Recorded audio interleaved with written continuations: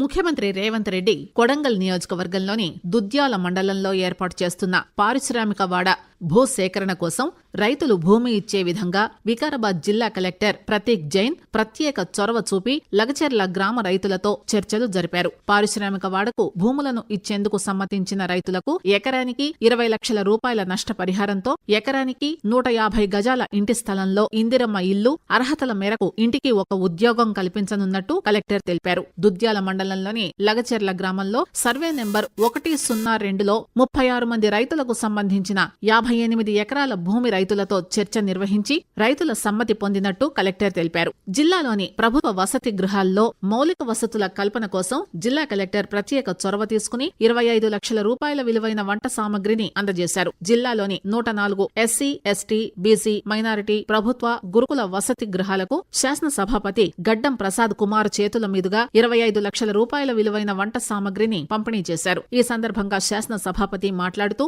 రాష్ట్ర ప్రభుత్వం విద్యకు అధిక ప్రాధాన్యమిస్తూ బడ్జెట్లో 7% పైగా నిధులను విద్యాశాఖకు కేటాయించిందని చెప్పారు. జిల్లాలోని పరిగి మండల ప్రాంతీయ రవాణా కార్యాలయంలో ఆన్లైన్ ద్వారా నిర్వహించిన వేలంపాటలో 9999 నెంబర్కి ఈసారి భారీ ధర పలికింది. ఈ వేలంపాటలో 9999 నెంబర్కి గిరిజాపురం మాధవరెడ్డి 4,55,450 రూపాయలకు వేలంపాట ద్వారా నెంబర్ను దక్కించుకున్నట్టు జిల్లా రవాణా అధికారి వెంకట్రెడ్డి చెప్పారు. కొత్త సిరీస్ ప్రారంభం కావడంతో ఈసారి పరిగి మండల ప్రాంతీయ కార్యాలయానికి 7 లక్షల రూపాయలకు పైగా ఆదాయం లభించినట్టు తెలిపారు. కేంద్ర ప్రభుత్వ ఆధ్వర్యంలో కొనసాగుతున్న ఆయుష్మాన్ భారత్ ఆరోగ్య మందిర్ ప్రాథమిక ఆరోగ్య సెంటర్లో రోగులకు అందిస్తున్న సేవలపై కేంద్ర ఆరోగ్య మంత్రిత్వ శాఖ మరింతగా ప్రాధాన్యత ఇస్తుందని కేంద్రం పంపించిన కేరళ పీఆర్సీ బృందం పేర్కొంది. జిల్లాలో 3 రోజుల పాటు జిల్లాలోని ఆయుష్మాన్ ఆరోగ్య కేంద్రాలను, వాటి సేవల పురోగతిని కేంద్ర ప్రభుత్వ ఆధ్వర్యంలోని పాపులేషన్ రీసెర్చ్ సెంటర్, కేంద్ర ఆరోగ్య మంత్రిత్వ శాఖ,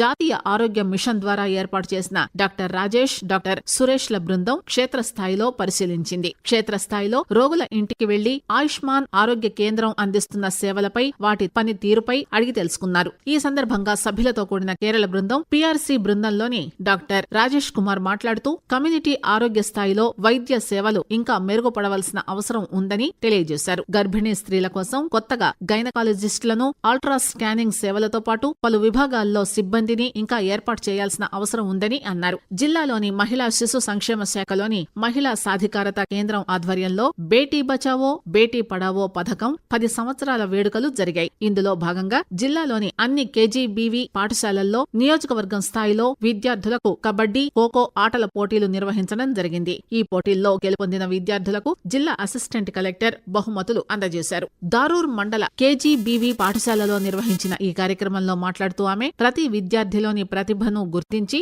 వారు అన్ని రంగాల్లో రాణించేలా ప్రోత్సహించాలని ఉపాధ్యాయులను కోరారు. కొడంగల్లోని దౌలతాబాద్ మండలం గోకా ఫసల్వాద్ గ్రామంలో 2017 సంవత్సరంలో పిడుగుపడి తల్లిదండ్రులు వెంకటప్ప, గోవిందమ్మ ఇద్దరినీ కోల్పోయిన 2 చిన్నారులకు ప్రభుత్వం అందజేసిన 9,50,000 రూపాయల ఫిక్స్డ్ డిపాజిట్ ఖాతా తెరిచి వాటి పత్రాలను జిల్లా కలెక్టర్ ప్రతీక్ జైన్ చిన్నారులకు అందజేశారు. అనాథలుగా మిగిలిన చిన్నారుల్లో ఒకరు 9 సంవత్సరాల బాలుడు కాగా అతని చెల్లికి 4 సంవత్సరాలు. ఈ డిపాజిట్ పై ప్రతి నెలా వచ్చే వడ్డీ వారి నెలవారీ ఖర్చుల కోసం వారి ఖాతాల్లో జమ అయ్యే విధంగా ఏర్పాటు చేశారు. అదేవిధంగా కేంద్ర ప్రభుత్వ ప్రాయోజిత పథకం ద్వారా ప్రతి నెలా వచ్చే 4,000 రూపాయలు కూడా వారి ఖాతాలో జమ అయ్యే విధంగా చర్యలు తీసుకున్నారు.